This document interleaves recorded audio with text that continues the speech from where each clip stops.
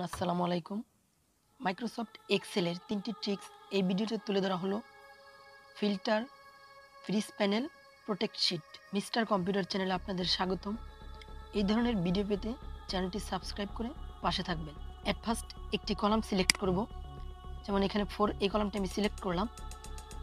এখান থেকে ডাটা নামের একটি অপশন থাকবে, এটা প্রেস করব। প্রেস করলে ডান পাশে দেখা যাবে ফিল্টার। ফিল্টারে প্রেস করলে কলামগুলোতে এরকম আইকন দেখা যাবে নামের পাশে। এই নামের পাশে যে আইকনগুলো আছে এগুলো ওপেন করব। ওপেন করলে আমার এখানে কিছু অপশন আসবে। এখান থেকে সিলেক্ট অল দেখা যাচ্ছে, অর্থাৎ যে ডাটাগুলো আমি ইনপুট করেছি প্রত্যেকটা এখানে শো করছে।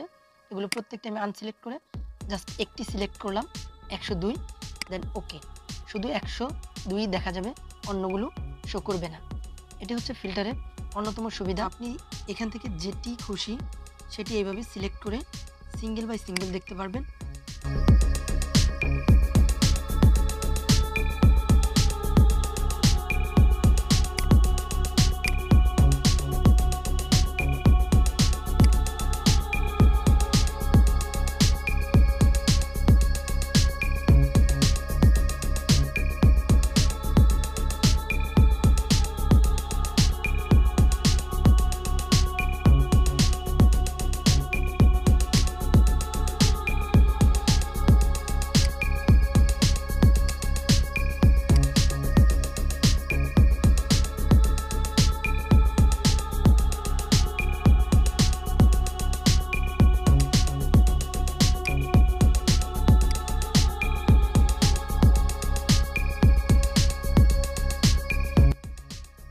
এবার দেখব ফ্রিজ প্যানেলের কাজ কিভাবে করা হয়।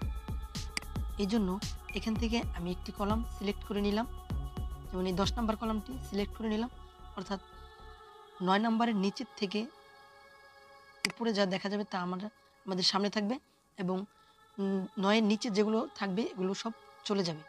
কিভাবে করতে হয় দেখি। এই কলামটিকে আমি সিলেক্ট করলাম।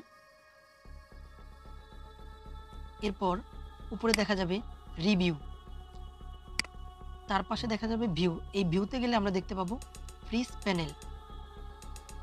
এই যে এখানে দেখা যাচ্ছে ফ্রিজ প্যানেল, এখান থেকে আইকনে প্রেস করে ফ্রিজ প্যানেল দেখা যাচ্ছে, এখানে প্রেস করলেই ফ্রিজ হয়ে গিয়েছে। অর্থাৎ এখন আমরা যদি নিচের দিকে যাই, 9 নম্বরের এখান থেকে নিচে যেগুলো থাকবে এগুলো সব ভিতরে চলে যাবে, এবং উপরে যেগুলো থাকবে এগুলো সব থেকে যাবে। এটি হচ্ছে ফ্রিজ প্যানেলের কাজ।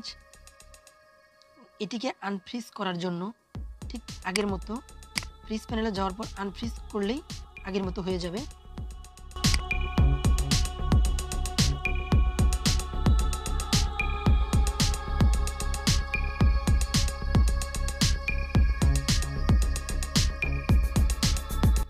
এবার আমরা দেখব পরবর্তী ট্রিক্স, অর্থাৎ 3 নম্বর ট্রিক্সটি হলো এখান থেকে রিভিউতে যাব, দেন প্রোটেক্ট শিট, অর্থাৎ এই শিটটি আমি ছাড়া ওপেন করতে গেলে পাসওয়ার্ড চাবে, অর্থাৎ কেউ দেখতেও পারবে না, এটি কেউ পরিবর্তনও করতে পারবে না। এই জন্য পাসওয়ার্ড টু আনপ্রোটেক্ট শিট, এখানে আমরা কিছু পাসওয়ার্ড দিব। যেমন আমি এখানে দিচ্ছি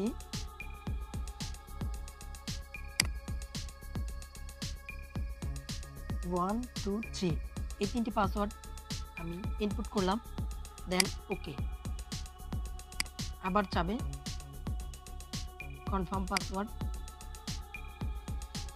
1 2 3,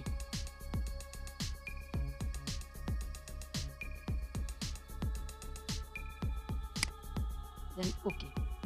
ওকে করার পর এবার আমি যেখানে লিখতে যাই না কেন এরকম আসবে, অর্থাৎ লেখা সম্ভব না। এইভাবে আমরা আমাদের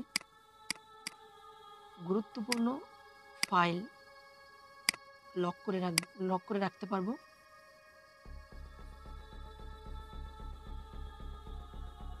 এবং এটিকে পুনরায় আনপ্রোটেক্ট করার জন্য সেম একইভাবে প্রেস করে পাসওয়ার্ড চাওয়া হবে। এখান থেকে যেই পাসওয়ার্ডটি আপনি ইউজ করেছেন সেই পাসওয়ার্ডটি পুনরায় আবার দিবেন, তাহলেই এটি লক খুলে যাবে। তখন আপনি যা ইচ্ছা লিখতে পারবেন। ভালো থাকবেন। পরবর্তী পরবর্তী অন্য কোনো ট্রিক্স নিয়ে আবার আপনাদের সামনে হাজির হব।